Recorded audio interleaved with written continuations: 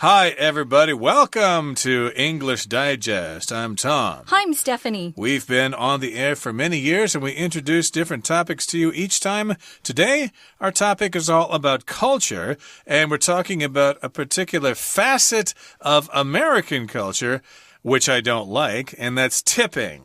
Every time you go out and eat at a restaurant, of course, you need to get out your calculator. Gee, how much are we supposed to tip the waiter or the waitress? Gee, what is it? Is it 10%? Is it 15%? Was it really good service? Or should we just stiff them and not give them a tip? I just wish they'd do things like they do here in Taiwan and not have tipping at all.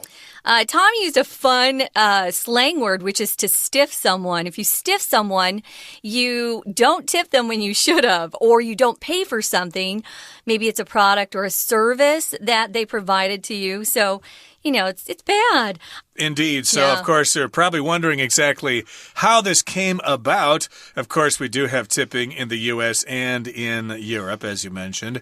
But, where the heck did this come from? Why can't you just go to a restaurant, pay the check, and leave and not leave extra money on the table? Where did this practice come from? And that's what we're going to be talking about today, the evolution of tipping. So let's get to it, everybody. Let's read the entire contents of today's lesson now one time.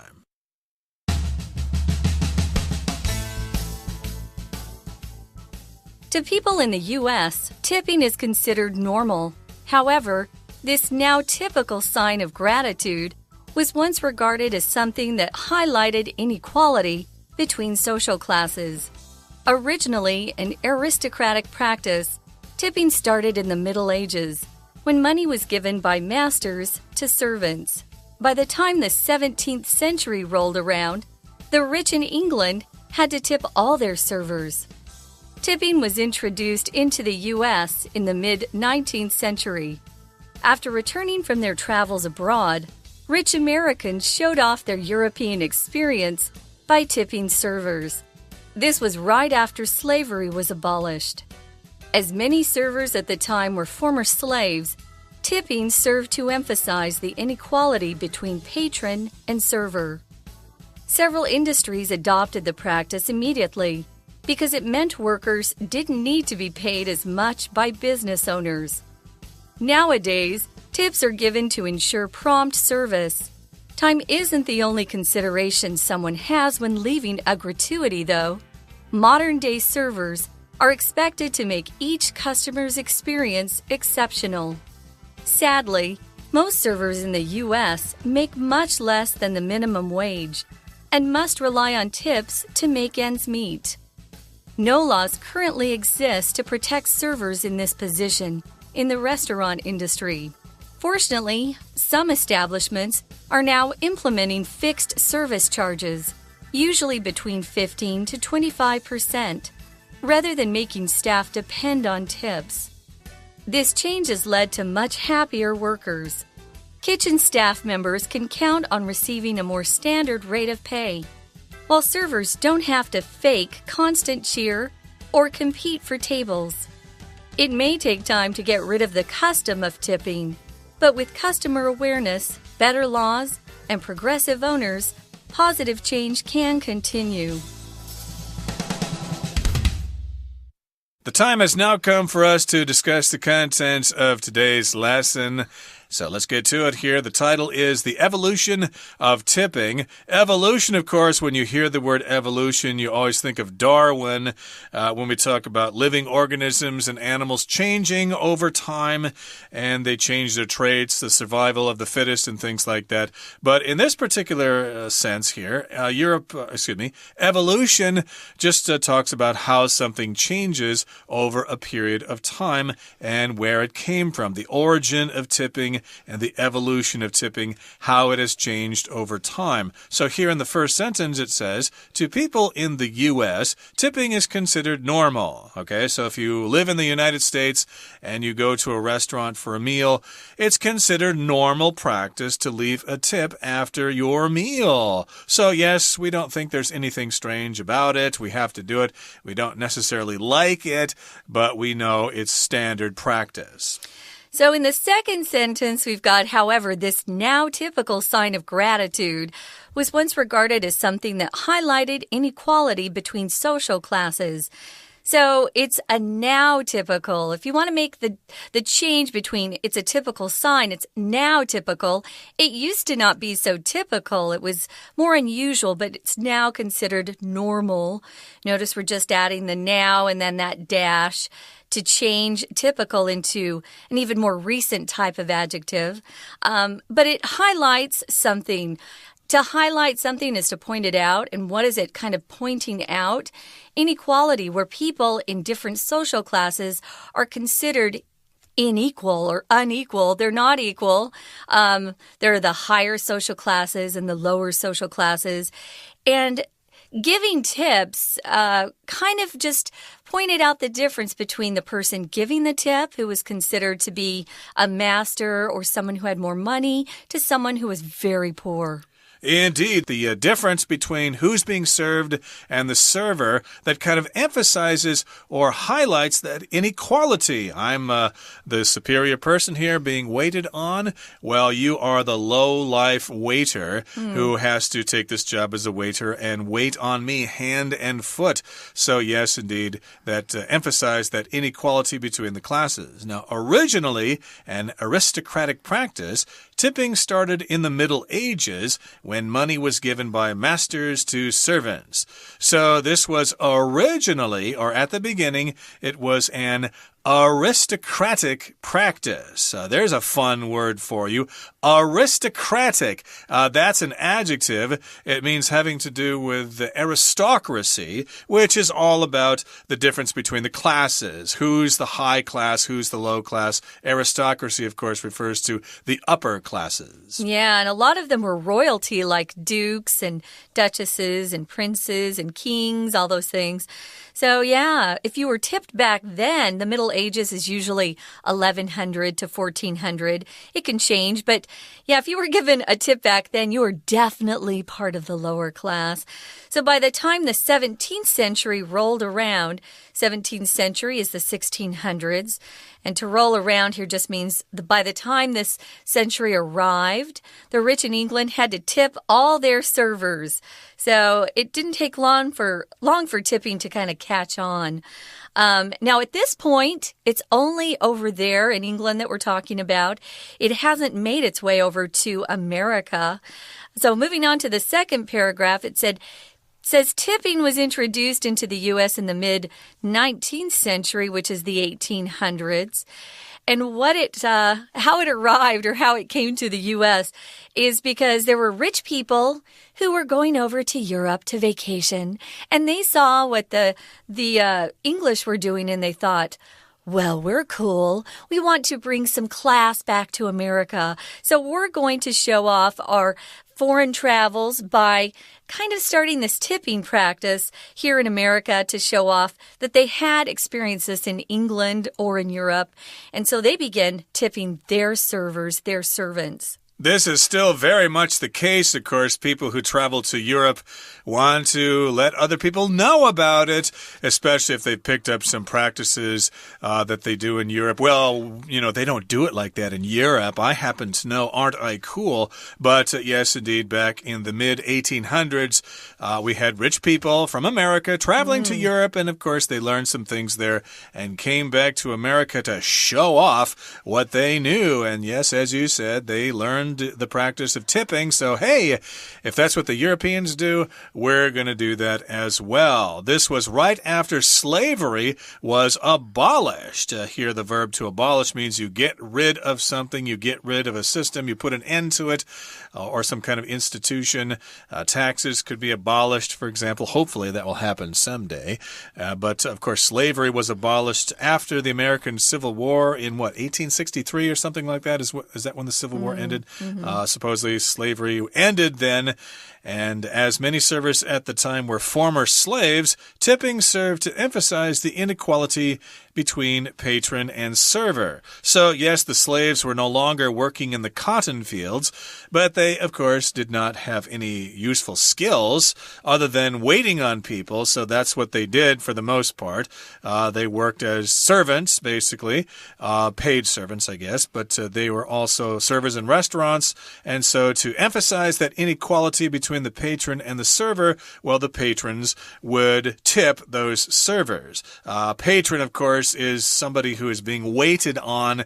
It's also someone who is a customer to a certain business. Yeah, you could say, oh, I have really great patrons to my restaurant, those people that come more regularly.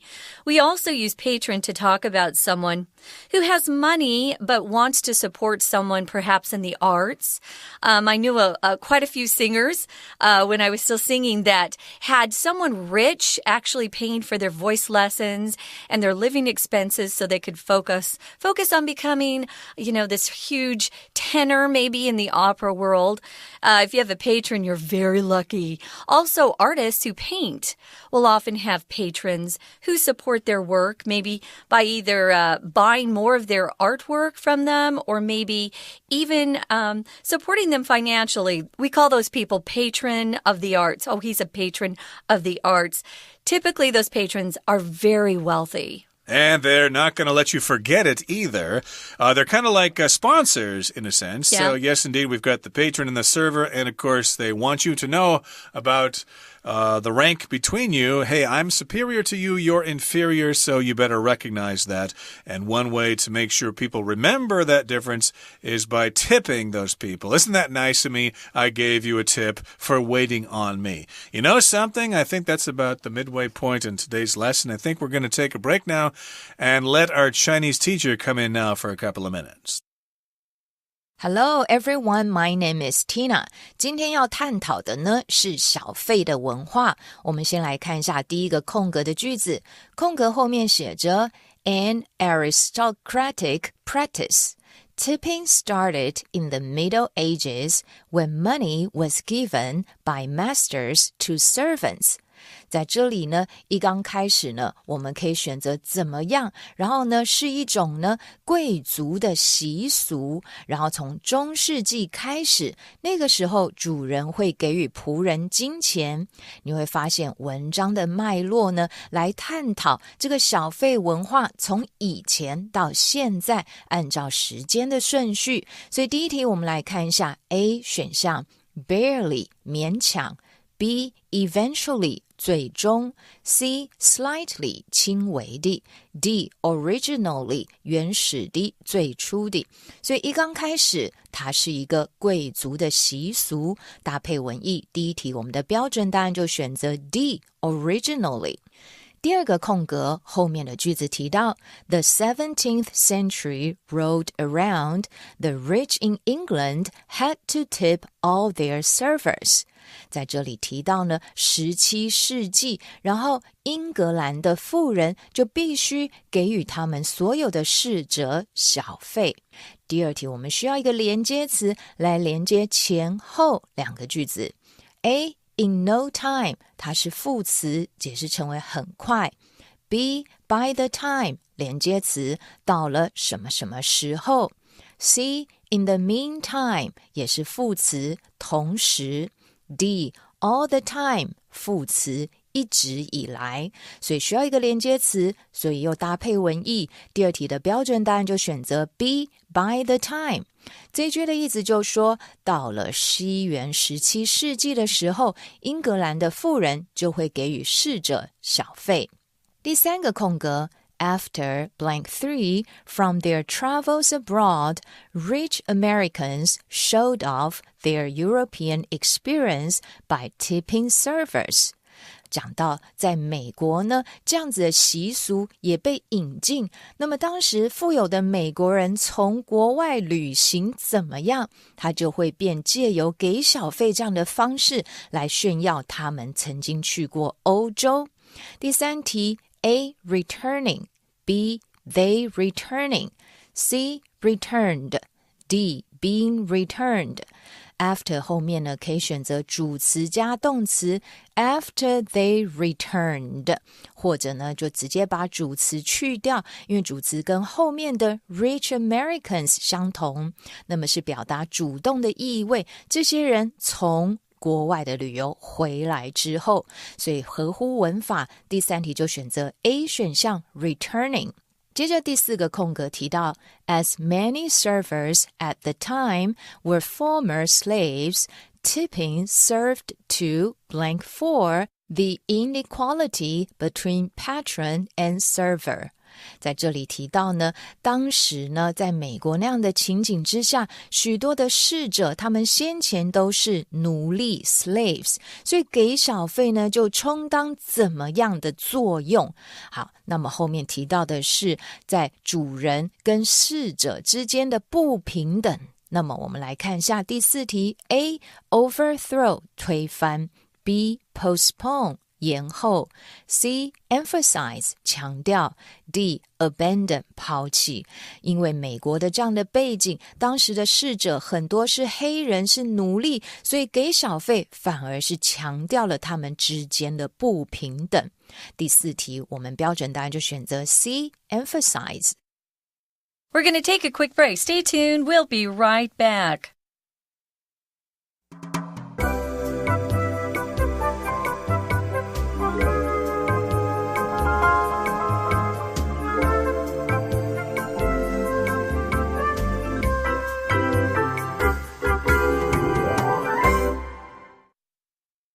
Welcome back, guys. We're talking about the evolution of tipping. So when we left off, we were at the end of the second paragraph. It says, several industries adopted the practice of tipping immediately because it meant workers didn't need to be paid as much by business owners. And there's the truth of it. Customers are actually supplementing servers' wages by paying tips because the business or the restaurant where they work are paying them a very low hourly rate. In America, most people who work in restaurant, well, it depends on the area, but they're being paid maybe $2 or $3 an hour. So they really rely on those tips to make a better living that way.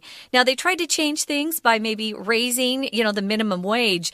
But at that point, and it's happened in places like Seattle and Portland, but it made the restaurants too expensive and the business owners had to shut down. So there needs to be kind of a way that we can support those servers but not get rid of existing businesses because we want jobs. Yeah, I can speak from personal experience. I worked at a restaurant once where I was a chef in the kitchen, and let's say my pay at the time was $5 per hour, and then the waiters and waitresses were paid $2 per hour. But so they were paid less than me. But when they came back and told me how many tips they received, I thought, hey, that's not fair. You guys made like $10 or $15 per hour with your measly salary of $2 plus all your tips. So I didn't think it was fair. Sometimes the servers will share their tips with the wait staff and the cooks. No, they didn't with you, though, huh? Yeah, for some reason, they didn't have that policy at that restaurant. But I suspect that even if they did have that policy, the waiters and waitresses probably wouldn't have given as much as, we would have liked them to. They probably would still make more money. So I do not feel sorry for those waiters and waitresses at all. We worked just as hard as they did. Yeah. But in any case, I'm moving on now to the next paragraph. It says, nowadays, in modern times, tips are given to ensure prompt service. Prompt means quick. If you come into the restaurant, you get served right away. You don't have to wait for a long time. If they do make you wait for a long time, then you're going to get a reduced tip or perhaps no tip at all. So yes, you give that tip to make sure you're given prompt service. And time isn't the only consideration someone has when leaving a gratuity, though. Here's the word gratuity. That's just a fancy word for tip, okay? So yes, time is important. Is it prompt service? But there are other things to consider as well when considering how much to give as a tip. Yeah, you'll often see this word. You need to learn it because if you get a bill, it won't say tips included. It will actually use this word gratuity or gratuities is the plural form. It's a more formal word, but you must learn it because on any sort of signs, they're not going to put the word tip. It's kind of casual. They'll use gratuity. So modern day servers are expected to make each customer's experience exceptional.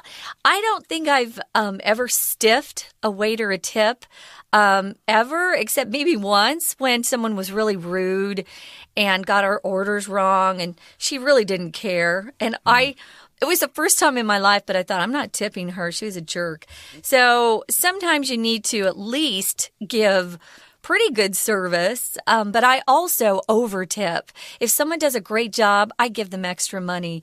Now, exceptional means very unusual. It's not typical. It's outstanding. It's unusually good. So hopefully you've had experiences, at least outside Taiwan, where your servers are giving you exceptional service. But yes, it will cost you more. Indeed, you want them to be extra friendly. You want them to kiss your butt more than they normally would, to brown nose you, I guess, for that tip. At least some people like that. I just want the food. Bring me the food. Don't make me wait too long, and then leave me alone. So, indeed, when I give tips, I take out my calculator and figure out exactly 15% down to the last cent.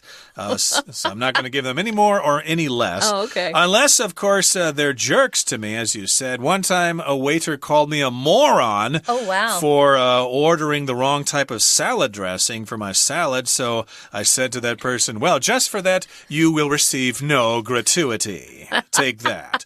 But in any case here, yes, you want to have an exceptional experience. Sometimes going to a restaurant should be a special experience for you. But sadly, most servers in the U.S. make much less than the minimum wage and must rely on tips to make ends meet. Again, here, I don't feel sorry for them because, yes, the minimum wage is, I don't know what it is right now, but maybe at the time when I was in university, it was like $5 per hour. So they were making $2 an hour, but they made well more than $5 per hour when you counted tips. So again, I don't feel sorry for them at all.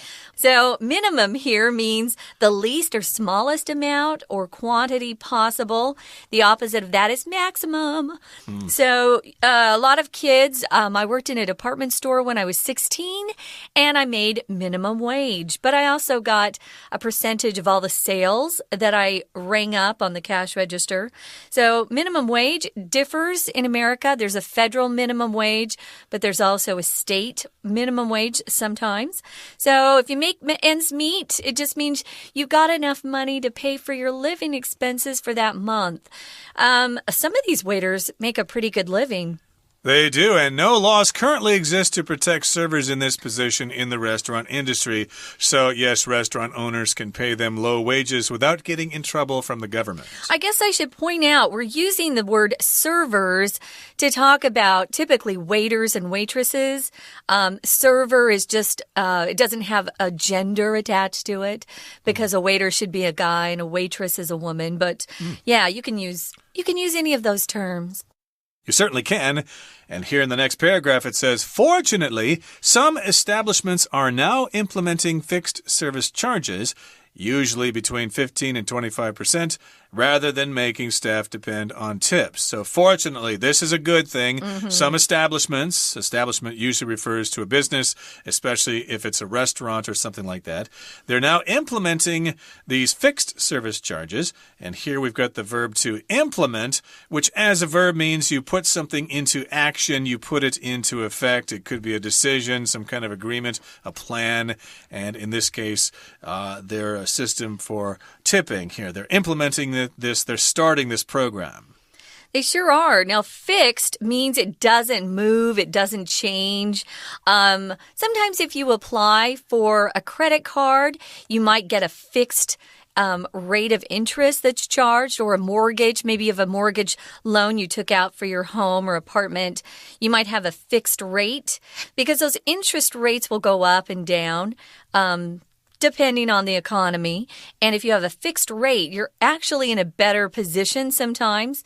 Only if it goes up. If the interest rate falls, you're probably going to regret your fixed rate. Anyway, these are fixed service charges, meaning they don't change, and they just add them to the ticket. I can tell you if you take a big group to a restaurant, they'll automatically add the tip on because it's really hard to serve a table of 10 or more people at the same time.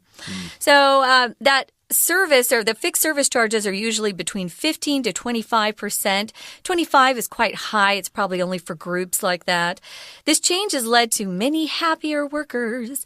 And the kitchen staff members, like Tom was a cook, he would be a kitchen staff guy. They can count on receiving a more standard rate of pay, while servers don't have to fake constant cheer, which means they give you those fake smiles or try to talk to you a little bit more, so you might add a little bit more to your tip. I don't care if they're, super happy. I just want good service. So it may take time to get rid of the custom of tipping, but with customer awareness, knowing what's going on, better laws, and progressive owners, positive change can continue. This word progressive is a word we see in politics a lot. It's people who want to change things, change the way that things are done in their country so that it reflects how people feel more and more. So if you've got some progressive owners, they might be treating their wait staff, their servers, a little bit better than most restaurants who just give the minimum they have to and then rely on their customers to pay the tips and extra money. Okay, so there you have it. That's all about tipping in the United States and other Western countries. So the next time you travel there, you'll know what to do after you finish a meal. But I would suggest that you take the food to go. Then you don't have to worry about leaving a tip. Okay, that brings us to the end of our program. But first, we need to hear once again from our Chinese teacher. 接着后面的段落提到呢，给小费是为了保证快速的服务。第5个空格 Time isn't the only blank 5 someone has when leaving a gratuity, though. 接着在这里看到的是，时间其实并不是唯一的怎么样，当他给予小费的时候。第5题 A. Oppression 压迫 B. Preservation 保护 C. Submission 提交物 D. Consideration 考虑考量的事物。事实上到了现在，给小费并不是时间，并不是我们唯一考量的事物。搭配文意，第5题的标准答案就选择 D. Consideration。第6个空格 Sadly, most servers in the U.S. make much less than the minimum wage and must rely on tips to blank 6. 很遗憾的是呢，在美国很多的服务生，他们其实都呢没有办法赚到这个最低的工资，所以必须要仰赖小费来怎么样呢？第6题 A. Make ends meet 使收支平衡 B. Bite the dust 被打败 C. Let them go 放手 D. Break the ice 打破僵局。当然是要靠小费才能够让自己生活过得下去，收支平衡。所以第6题的标准答案就选择 A 选项。接下来第7个空格 Kitchen staff members can count on blank 7 a more standard rate of pay. 在这里也提到呢，厨房的员工也可以期待怎么样更加符合标准的工资。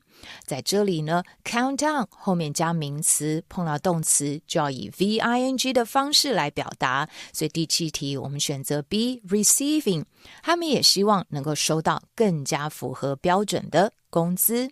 OK， 以上就是今天的课文讲解，谢谢收听。